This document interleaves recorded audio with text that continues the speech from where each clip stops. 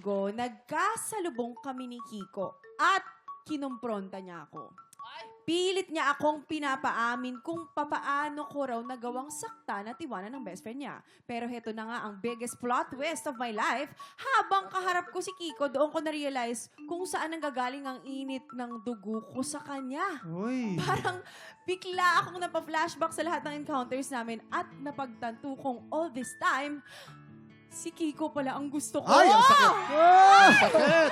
OMG, I know, right? Hindi ko rin alam kung paano, pero ang mas malaking problema ko ay natatakot akong aminin kung ano talaga ang nararamdaman ko kahit sa sarili ko. Ay, paring Lito, sana dumating ang araw na magkaroon ka ng lakas na loob na tanggapin ang gusto ng puso mo. Kahit sa sarili mo lang. For now, pakinggan natin ang awitin para sa'yo ni Chris Lawrence.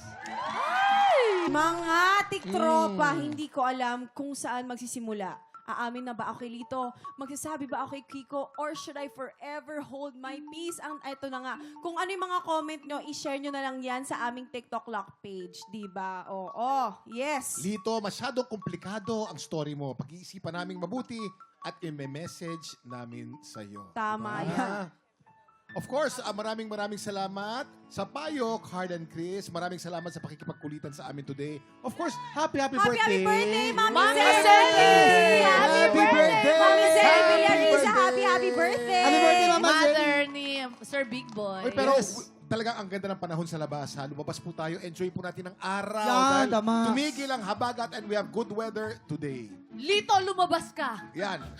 Etong si Carl, papabalikin natin to sa September para umupo bilang inampalan sa tanghalan ng kampiyon. Oy! Welcome back! Abakan nyo yan. Up next, tanghalan ng kampiyon na. At ngayong umaga, malalaman natin kung makakalimang panalo ba ang kampiyon na si Sheila Valispin. Makakapasok kaya siya sa Grand Finals. Ano tingin nyo? Nakapasok. Good luck! Magaling niya yung 100% Diba? niya. Tinuturoan ko to eh. Oo, Totoo. magaling eh. Eto na, tutok lang, tanghalan ng kampiyon na sa pagbabalik ng TikTok!